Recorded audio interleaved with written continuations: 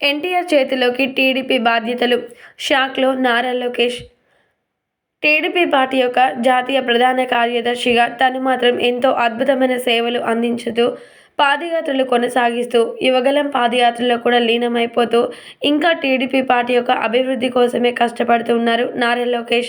మరి అలాంటి నారా లోకేష్ సీఎం అభ్యర్థిగా రావాలి అంటూ ఎంతోమంది ఎన్నో ఆకాంక్షలతో ఎదురు చూస్తున్న సంగతి మనందరికీ తెలిసిందే కదా.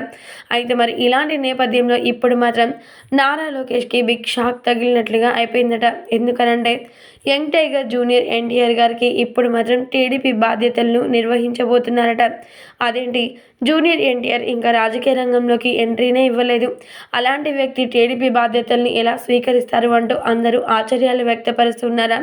అయితే మరి ఈ నిర్ణయాన్ని కీలకంగా చంద్రబాబు నాయుడు గారు మాత్రమే తీసుకున్నారట. ఎందుకనంటే ఇప్పుడున్న రాజకీయాలన్నీ కూడా చాలా గందరగోళంలో ఉన్న నేపథ్యంలో ఖచ్చితంగా యంగ్ టైగర్ జూనియర్ ఎన్టీఆర్ రంగంలోకి దిగి సీఎం అభ్యర్థిగా వస్తే మాత్రమే టీడీపీ పార్టీ యొక్క బాధ్యతలు అలాగే పూర్వ వైభవం వస్తుందని చంద్రబాబు నాయుడు గారు గమనించారట. అందుకోసమని యంగ్ టైగర్ జూనియర్ ఎన్టీఆర్ గారిని స్వయంగా పిలిపించి మరి కొన్ని వ్యాఖ్యలు చేసి ఈ యొక్క పార్టీ రంగంలోకి దిగేలాగా చేశారట. మొత్తానికైతే ఎన్టీఆర్ చేతిలోకి టీడీపీ బాధ్యతలు రావడంతో నారా లోకేష్ మాత్రం ఏమవుతాడు, అసలు ఏం జరుగుతుంది అనే విషయాలు మాత్రం చాలా చాలా హాట్ టాపిక్గా చర్చనీయాంశంగా మారుతూ ఉన్నాయి. చూడాలి మరి చివరికి ఏమవుతుంది, ఏం జరుగుతుంది అనేది.